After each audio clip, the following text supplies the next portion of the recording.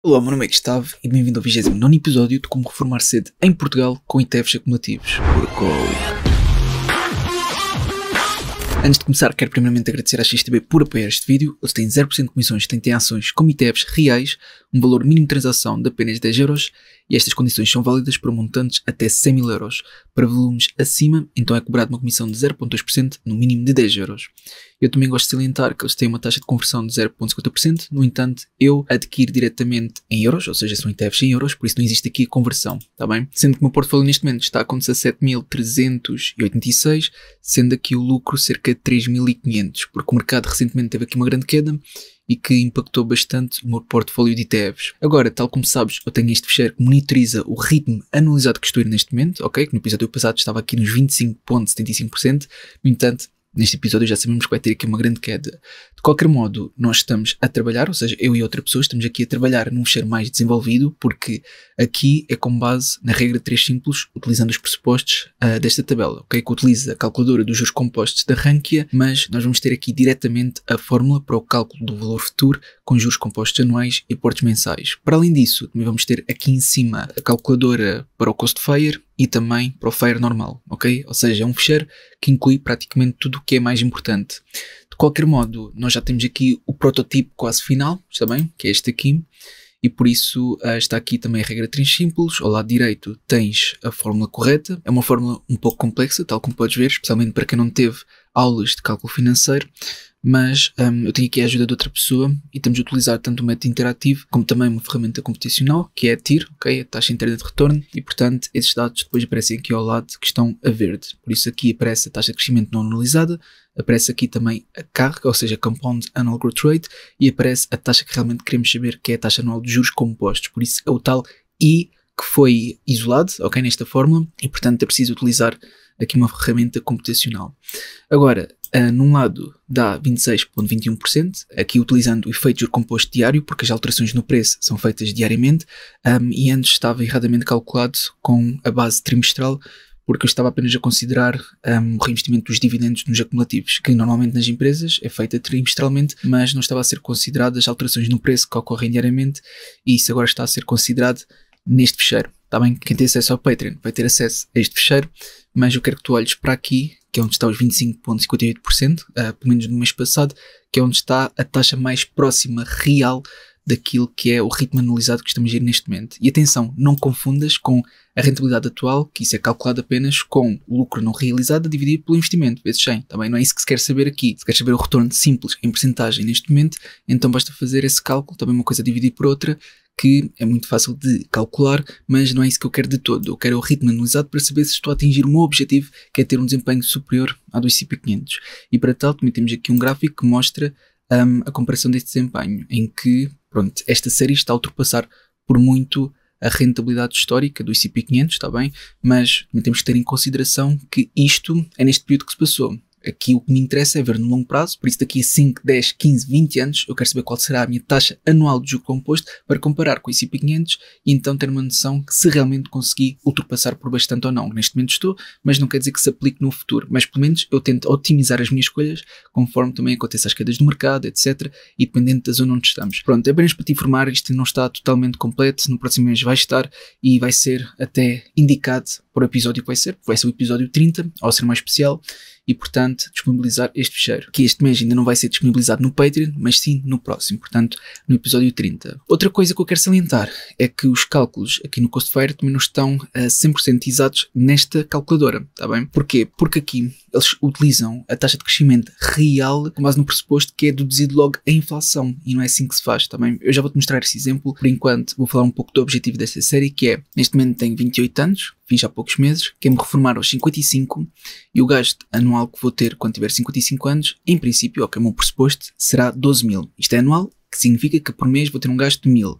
E atenção que aqui nesta calculadora, mesmo que esteja com um pequeno problema no cálculo deduzir a inflação, isto já considera também a perda do poder de compra, está bem? Por isso, aqui estes 12 mil têm em consideração também o aumento da inflação, tal como está aqui indicado. É por isso que está aqui o dado da inflação, mas pronto, há quem às vezes tenha esta dúvida. Agora, o que eu tenho investido a contar com o lucro neste momento são 17.280, a minha contribuição mensal é cerca de 500, ou seja, uma média, e a taxa de crescimento, a média analisada que eu estou a assumir são os 10,58%, que é a rentabilidade histórica do S&P 500, tanto a considerar recessões como expansões. Está bem? Considero isto tudo que, muito provavelmente, nestes 27 anos que me falta até chegar aos 55, provavelmente também vou passar por expansões e recessões aqui no mercado. Agora, a inflação que eu assumo é mais pessimista, porque o target do Banco Central Europeu são os 2%, por isso aqui a taxa anual para longo prazo que eu coloco são os 3%, e a taxa de levantamento de segura são estes 4,5%. Portanto, aqui no Cost Fire desta calculadora diz que eu vou atingir daqui a 4 anos, utilizando esta outra calculadora que já tem aqui o cálculo correto, diz que eu vou atingir daqui a 3 anos e 9 meses. Isso significa que quando eu tiver 32 anos, posso parar de investir completamente, se segundo os meus pressupostos continuarem, ou seja, esta rentabilidade ou superior, eu consigo atingir aos 55, então o meu Fire Number, que é, pronto, o valor que eu preciso para me reformar com aqueles pressupostos, ok? Com aquele gasto anual. Só que aqui acontece, e eu vou mostrar agora qual é o pequeno erro que esta calculadora tem, que esta calculadora faz o seguinte, ou seja, aqui a taxa de crescimento é os tais cerca de 10%, está bem? E aqui nesta calculadora deduz logo a inflação, está bem? Ou seja, a 7%. Ou seja, o que é que acontece? Os 7% que aqui está, elevado, agora tenho que usar elevado, neste caso a 27 anos, dá, em termos de poder de compra, 6,21 vezes mais em termos de poder de compra, está bem? Agora, o que acontece é que, vou aqui abrir outra calculadora, se fizermos o cálculo da forma mais correta, também a diferença não vai ser assim muito grande, mas mesmo assim pode ser significativa, que é o seguinte, então começa-se por utilizar os 10%, por isso 1,1 elevado aos 27 anos, ok? De igual maneira, é claro que dá um poder de compra muito superior, mas agora temos que deduzir a inflação e não é com uma subtração, ou seja, vou abrir aqui outra calculadora e nesta calculadora vou calcular separadamente para a inflação, por isso aqui seria 1,03 elevado a 27, ok? Elevado a 27, que dá estes 2,221. Agora, o que me resta fazer para saber o poder de compra que terei, na realidade, então é pegar nestes 13,10999, pronto, a dividir por 2,2212, pronto, aproximadamente dá cerca de 5,9, ou seja, deixa-me só apagar o que não interessa, que são estas duas. Se compararmos esta com esta, aqui a diferença é de cerca de 0,3%, que ainda há alguma diferença, não é muita, aliás, a diferença podes ver que é pequena, mas é por isso que aqui diz 4 anos e aqui diz 3 anos e 9 meses, está bem? Só que o que é que acontece é que quanto maior for o prazo e maior for esta taxa de crescimento, então maior será essa diferença. Portanto, se puséssemos aqui cerca de 30 anos e puséssemos, sei lá, uma taxa de crescimento de 15 ou 20%, uma coisa exagerada, então aqui a diferença já seria muito grande, tá bem? Por isso é isso que temos que ter em consideração e é isso que eu queria que tu soubesses. E também é isso que estamos aqui a ter em consideração nesta calculadora do Cost Fire, tá bem? Por isso aqui diz 4 anos e 3 meses e aqui depois para atingir o Fire, que é 21 anos e 4 meses. É claro que nós precisamos dar aqui uns pequenos ajustes, tá bem? Para verificar que está tudo correto, mas nós utilizamos as fórmulas e os cálculos o mais precisos e corretos possíveis para tentarmos chegar aos resultados que pretendemos. Agora, eu vou aqui e vou colocar o lucro que tenho neste momento, por isso é cerca de 3.508, por isso eu vou aqui ao novo fecheiro e coloco 3.508, vou assumir que vou investir cerca de 500, porque já estamos na zona 2, eu depois vou partilhar contigo isso, e isto desceu de 26,20% para 19,73%, aqui utilizando a regra 3 simples, também, isto com efeito de juro composto diário, e aqui com base no método do valor futuro com juros compostos anuais e aportes mensais, deu 19,56. E eu na Rankia posso verificar isto. Ou seja, este 19,56, vou aqui à Rankia e ponho 19,56, investimento inicial 1, cerca de 500, aliás, para sermos ainda mais exatos, aqui a média está a dar cerca de 491,15, por isso é só vir aqui, 491, aqui não deixa por décimas. Vou colocar aqui mensalmente, juros compostos anuais, tabela mensal, então estamos no 29º episódio, significa que eu deveria ter neste momento 17.676. E se eu for aqui à XTB, ao mesmo onde eu coloquei no Cost Fire, eu tenho 17.280, por isso existe sempre aqui uma discrepância, ainda vamos ter que fazer aqui alguns ajustes para saber o que é que diferencia exatamente, mas já estamos muito próximos daquilo que deveria ser o valor exato e correto. De qualquer modo, esta calculadora vai sair apenas no próximo mês, por isso quem está no Patreon aguarda até lá, também no episódio 30. Assim sendo, agora vamos verificar em que zona estamos e neste momento estamos na zona 2. Ou seja, o S&P 500 teve aqui uma grande queda, cerca de 5% desde os seus máximos, deixa-me cá ver, exato, cerca de 5, 6%, e agora estamos finalmente na zona 2. Isto para mim é uma oportunidade, porque assim permite-me apanhar novas oportunidades que antes não tinha hipótese, porque estava tudo praticamente em máximos. É por isso que só adquiri ETFs dentro da zona 1 e agora vou adquirir dentro da zona 2. Para quem não se recorda, na zona 2 é este intervalo, ou seja, foi aumentado 5% devido à volatilidade do mercado, e neste momento a zona 1 encontra-se entre os 10% e 15%, a zona 2 entre os 15% e 20% e a zona 3 quando é 20% ou mais. Ou seja, apenas se estivesse abaixo do SMMA, que agora vou fazer um pequeno ajuste porque isto entretanto também aumentou, se estivesse abaixo desta segunda linha, laranja, tal como podes ver, então eu já investiria mais e também ETFs mais voláteis também, ou seja, seria um risco-retorno superior. Agora, como estamos na zona 2, vai ser sem dúvida ETFs com risco-retorno superior comparativamente à zona 1, mas mesmo assim não pode ser assim tão arriscados ao ponto de atingir a zona 3. Também tem que ser então este intervalo. Neste intervalo eu coloco a configuração que tem que ter uma volatilidade entre 15% e 20%. Por isso vou agora passar às vossas sugestões e começo com estas do Patreon. Por isso aqui no Patreon foi sugerido esta que é JP Morgan Nasdaq Equity Premium Income, que é um ETF ativo, tá bem? Tem uma gestão ativa, mas este vai ter que ser já descartado, tá bem? Não é devido às empresas que constituem, porque isso está aceitável, é devido ao facto de ser um ETF distributivo. Aqui no título diz DIST, aqui na política de distribuição também temos distributivo, por isso para mim é para descartar completamente, apesar de ser um ETF que tem uma gestão ativa. Não é aquilo que eu tenho preferência, eu prefiro passiva, mas eu prefiro descartar. Ainda por cima não há nada de impressionante relativamente às empresas que constituem este ETF, nem ao desempenho do mesmo, porque isto foi um ETF recentemente criado, ok? Foi listado aqui em 29 de outubro de 2024, por isso é mesmo muito recente. Pronto, agora a outra sugestão que foi feita no Patreon foi este aqui, que é um ETF mundial, mas que tem um Total Expense Ratio muito pequeno, porque é da SPDR. Tem um field size muito grande. Se formos ver a sua constituição, as principais, ou seja, aqui é bastante equiparável a um VWCE, mesmo em termos de distribuição e exposição.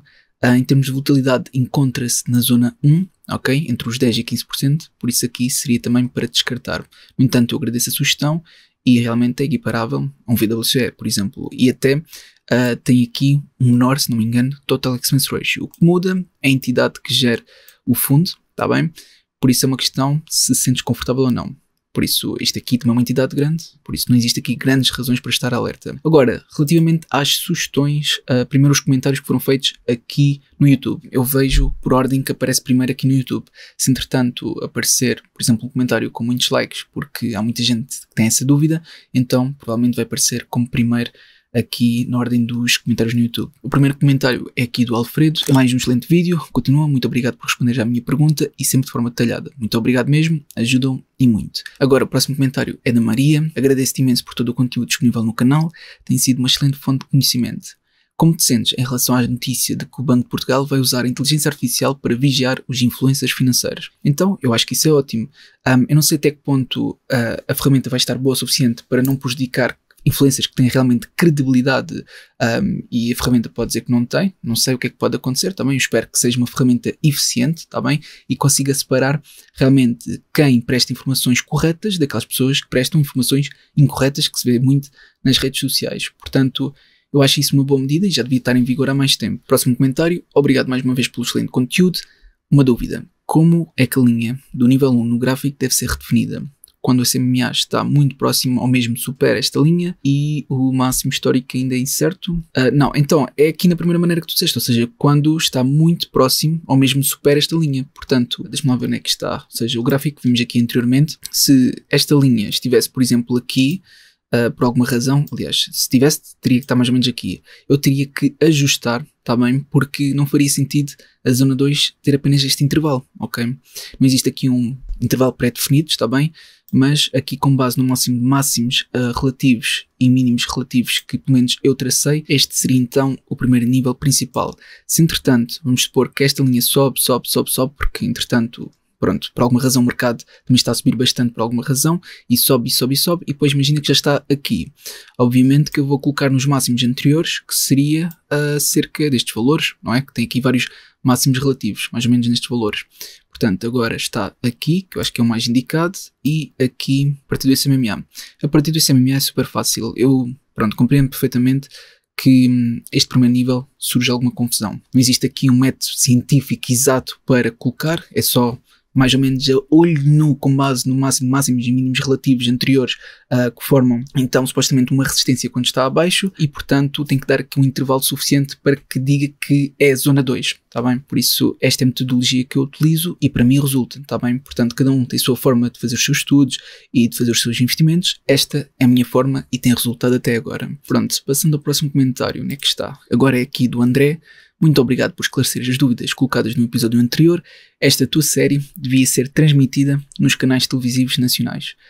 Tendo em conta o panorama atual e a suposta sobrevalorização dos mercados americanos, não seria interessante olhar para os ETFs de bonds? Eu não sei se tu já viste a rentabilidade. Eu sei que o desempenho passado não garante, não é um indicador de resultados futuros, mas se tu fores ver o desempenho passado das bonds, mesmo quando houve quedas no mercado, tu irás ver que o desempenho que eles tiveram não foi grande coisa, está bem? E está de longe de ser equiparável àquilo que eu pretendo atingir nesta série. Portanto, eu não tenciono investir em ETFs de bonds, não são de todo algo que eu tenho preferência mesmo na queda dos mercados, mesmo como forma de diversificar ou precaver algum capital, mas para mim não faz sentido, está bem? A possível rentabilidade que eles podem ter, independentemente de como o mercado reage, não é de todo algo que me sinta confortável. Mas isto é para mim, está bem? Para o meu perfil e tu deves fazer o que achas melhor para o teu perfil de investidor. Agora, próximo comentário. Boas, Gustavo. Obrigado pela explicação do Excel. Não sei se é o que estás a usar, mas experimentaste usar a fórmula X combinada com o VSTAC. O VSTAC permite agregar vários ranges, que é intervalos, e combiná-los num só, ideal para prefazer as necessidades da fórmula X, que precisa de um range de valores investidos. E um total. É assim, esta pessoa que está aqui e escreveu este comentário é nada mais, nada menos que o Luís, que foi a pessoa que me ajudou a fazer isto tudo, tá bem? Ou seja, ele é que trabalhou nisto e fez um ótimo trabalho, portanto é engraçado como eu não o conhecia, ou seja, só por um simples comentário como este que mostra que ele já tem aqui algum conhecimento, é o suficiente para mim para querer trabalhar com esta pessoa, e foi o que aconteceu. Agora nós trabalhamos juntos e agradeço bastante, tá bem? Por isso eu tento ao máximo evoluir também com as pessoas que têm conhecimento e que contribuem para a evolução desta série, que é o caso aqui do Luís. Próximo comentário. Bom dia, Gustavo, excelente vídeo. Como marcas as zonas no indicador ACP para saber quanto vais investir? Tem a ver com a resistência anterior ou é alguma percentagem? Aqui esta pergunta acho que vai de encontro à mesma relativamente a como eu traço estes níveis, não é? Eu penso que seja isto que estás a perguntar. Eu tenho aqui pré-definido para o meu perfil que na zona 2 invisto 500 euros, na zona 1 400, na zona 3 600 euros, e eu já ensinei como colocar estes níveis a partir do sétimo, ou seja, no sétimo episódio está a explicar como coloco estes níveis. Só que eu acho que já expliquei, portanto, colocar o SMA já expliquei também nos níveis de análise técnica, e o que é que eu utilizo também para colocar este primeiro nível. Portanto, a questão que eu respondi anteriormente, acho que também responde à tua, não é? Também se tiveres dúvidas é só perguntar que eu depois deverei ver o teu comentário. Pronto, assim sendo, estes comentários estão todos feitos, eu também vi os outros todos os comentários, eu tento responder a todos e vi todas as vossas sugestões no YouTube. A começar por esta. Então, alguém sugeriu o ETF relacionado diretamente com o ouro, tá bem? O ouro teve aqui um grande desempenho, mas não é algo que sinta-me confortável ter exposição, apesar de ser bom para diversificar. Porquê? Porque neste momento o ouro encontra-se em máximos absolutos, ok? Para mim, com base nos seus dados passados, e mais uma vez, o desempenho passado não garante resultados futuros, mas com o desempenho que teve até hoje, eu tenho visto que quando existem quedas assim todas no mercado, o ouro, ou seja, um ETF relacionado com ouro, não é uma reserva de valor na medida em que ele também acaba por cair, pelo menos no que eu tenho visto, está bem? É claro que em tempos de guerra, etc., caso exista, e estamos a falar de uma guerra séria, o ouro pode ser uma grande medida de troca, está bem? Mas estamos a falar de ouro de físico. Agora, a seguir o ETF, pronto, se o mercado estiver em altas, etc., então pode fazer sentido. Se entretanto houver correções de mercado, o ouro também pode continuar a subir. Agora, quando existem recessões, não sei se o ouro consegue acompanhar, pelo menos houve várias alturas em que o ouro também seguiu a tendência de queda, e é algo que eu não me sinta confortável neste momento a adquirir, porque está em máximos absolutos, e acredito que haja melhores oportunidades. Mas isto é para mim, tu deves fazer o teu próprio estudo. O próximo ETF é relacionado com o futuro da defesa, está bem? Por isso este ETF agrada-me, que já foi visto no passado, mas vamos ver outra vez, que tem um Total Expense Ratio de 0.49%, é cumulativo, tem um grande film size, 60 empresas, é volátil, 15.63%, faz parte da zona 2, portanto aqui já poderia adquiri-lo, está praticamente em máximos absolutos, ou muito próximo. Agora que tendo a guerra comercial, esta luta também com empresas de cibersegurança, eu acho que esta empresa faz todo o sentido, visto que essas empresas que compõem são muitas dentro da cibersegurança. Temos a Palantir, temos a Fortinet, CrowdStrike, portanto aqui várias que fazem sentido para quem quer ter empresas dentro da cibersegurança e aproveitar estes conflitos geopolíticos que existem neste momento. A Palantir, eu acho que teve uma subida muito grande e exagerada e muita gente aproveitou o hype, etc., para depois apanhar aquela tendência mesmo para trading e tudo mais. Outros simplesmente não têm conhecimento e não entendem que está sobrevalorizado e não é por pouco, mas eu de todo iria investir num ETF em que tenha a Palantir a níveis que está. Mesmo com a queda que teve, continua muito sobrevalorizada e, portanto, eu não quero adquirir, ou pelo menos não me sinto confortável a adquirir tal ETF, está bem?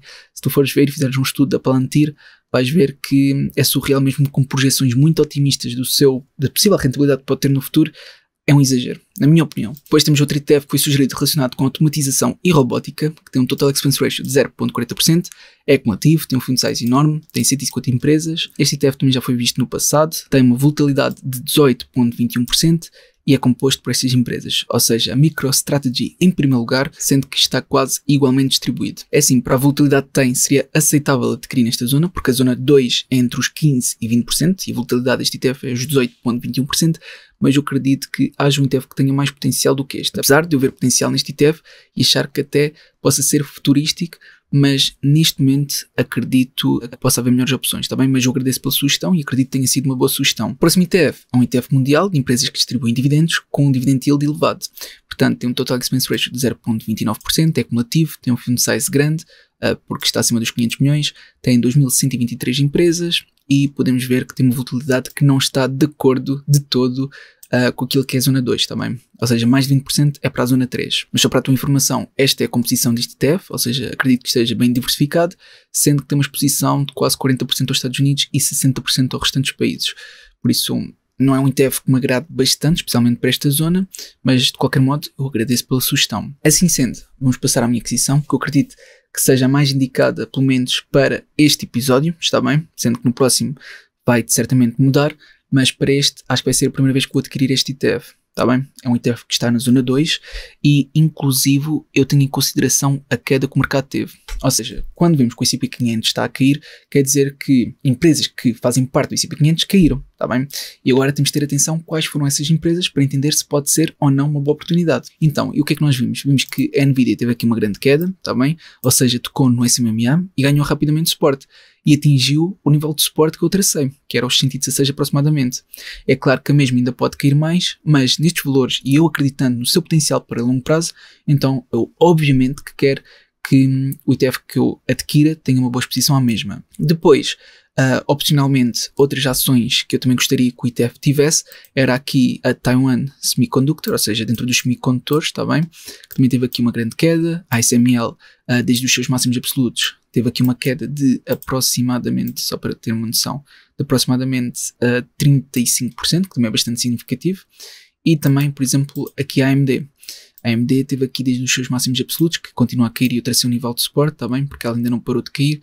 Desde os seus máximos absolutos teve aqui uma queda de 56%, que é bastante significativo. Portanto, aqui o ETF ideal seria este relacionado com semicondutores, mas este tem uma volatilidade de 37.02%, portanto está na zona 3 e eu não quero de todo adquirir um ETF que está completamente na zona 3 porque estamos neste momento na zona 2, está bem? Mas este seria o ETF que eu consideraria o ideal investir se estivesse na zona 3. Portanto, tive que ver outros. E um dos que eu considerei principalmente foi aqui este, que é o S&P 500, está bem? Ou seja, que é o VOA, que acompanha as 500 empresas públicas com maior capitalização de mercado nos Estados Unidos, está bem? Portanto, segue o índice do S&P 500, tem um Total Expense Ratio de apenas 0.07%, é acumulativo, tem um grande fund size, tem 500 empresas, sendo que a volatilidade está nos 14.69%. O que é que isto significa? Significa que está mais para a zona 1 do que para a zona 2, está bem? É claro que nós estamos muito próximos da zona 1, mas não está totalmente na zona 2. Para além que esta é a sua composição posição, ou seja, cerca de 6,59% é Nvidia e quase 100% aos Estados Unidos. Isto para mim, ter uma grande porcentagem aos Estados Unidos neste momento é algo bom. Porquê? Porque se nós formos ver aqui atrás, conseguimos entender que enquanto o S&P 500 está aqui na zona 2, aqui o Euronext 100 está na zona 1, muito próxima de máximos absolutos. Por isso, aqui o tempo de investir na Bolsa Europeia, está bem, que aconteceu em episódios anteriores, já passou. Agora eu prefiro dedicar-me aqui aos Estados Unidos que tiveram esta queda. Portanto, aqui esta exposição aos Estados Unidos para mim neste momento é algo bom, mas sendo que a volatilidade nem chega à zona 2, eu acredito que haja um ETF melhor, que é o Nasdaq 100, que ainda não tinha investido no passado e vou finalmente investir, está bem? Que tem um Total Expense Ratio de 0,30%, é acumulativo, tem este fund size enorme, tem cerca de 100 empresas, e se formos aqui abaixo podemos ver que a sua volatilidade está nos 19,65%, ou seja, está no limiar, pronto, na zona 2, portanto não chega à zona 3, porque para chegar à zona 3 teria que ter uma volatilidade superior a 20%, que não é o caso, mas mesmo assim está muito próxima, por isso ainda é aceitável por pouco.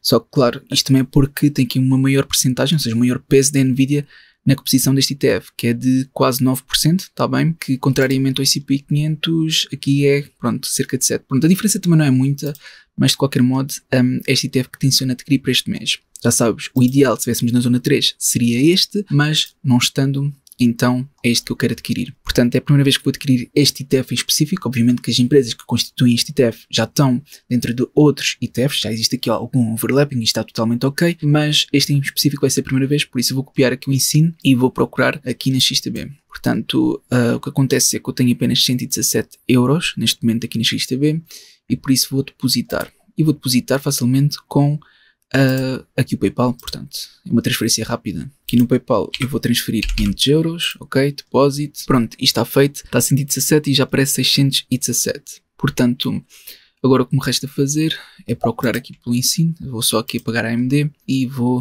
colar aqui e aparece dois ETFs. Então aparece Nasdaq 100 em USD e Nasdaq 100 em euro.